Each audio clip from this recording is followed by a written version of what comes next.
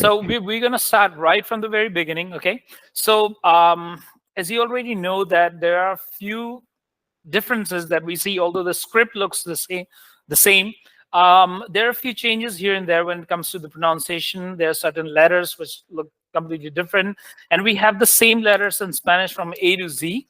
And if you'll Mm-hmm. see different books, you'll find that some people include the special characters among these the main alphabets, while in some books you'll find that the special characters have been written in a different place. So what are those special characters? We have the very first is the N, which has the it looks like, I like to call it, the worm crawling over it. Okay, I'll try to. Okay, this one is not going to work. Okay, but you know that there's Enye, right? Mm-hmm. You're aware of the Enye. Okay, so that is the very first one that we have, the special character. And then the next one that we have is the doble L. Okay, so this one is called the doble L, and it is the pronunciation that we have for this particular one is um, some. It's like a mix of the English J and English Y. Okay, so we have words like, how do you pronounce this one? I mean, how do you Yahweh. pronounce? Could you repeat that? Yahweh. Very good. So it is either you can pronounce it as Yahweh, or you can also pronounce it Jave. Some people like to pronounce it as Jave. So as I said, that not that hard Ja, but it's like something in between. Okay.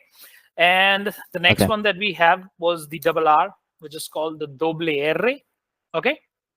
So what's the difference between like the only difference that we have, like with the normal R, the R, is that when you're pronouncing a particular word where you have like R, you're supposed to trill your tongue. Okay. And then when you have a Okay. letter, for example, you have a word like gorro. Okay. Gorro, which means cap, like the baseball cap. Corro. So yeah, so what we do is, if you want to sound more like a native person, you're going to trill your tongue a little bit more, so it's going to be like gorro. Okay.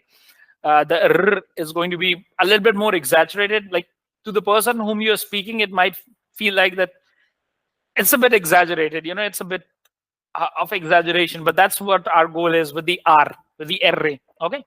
And then what else are we? Okay, then we have the Ache, which is the good news when it comes to the letters in Spanish. There's only one that we need to worry about, which is not pronounced. So wherever you see the Ache, if there's a word, for example, you have a word like hotel, start reading from the next alphabet. Just imagine that the H is not there. Okay, the sound of the So it's letter, or just the name of the silent. letter is Ach. Yeah, So it's could you just repeat that? silent. Yeah, it's silent, and there's just only one letter in Spanish that is silent, and we don't need to worry about any other word. So because in English, my mom always complains, oh, how am I supposed to know that this one is silent? So I told my mom that, mom, you can learn Spanish if you don't want to worry about the silent letters. So wherever you see Mm-hmm. any word that's starting with, for example, the word, so you're supposed to read it as herramiento, which means tool. Okay, that's what Okay. it means.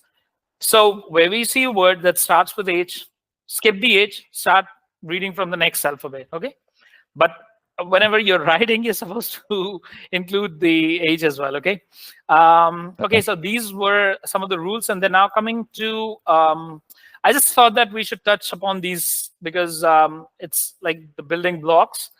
And then we have some rules with the letter C, which is called say.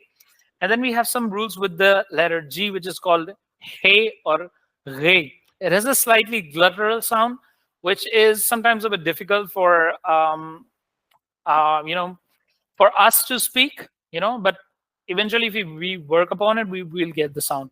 Okay. So what are the rules? Let me give you the rules.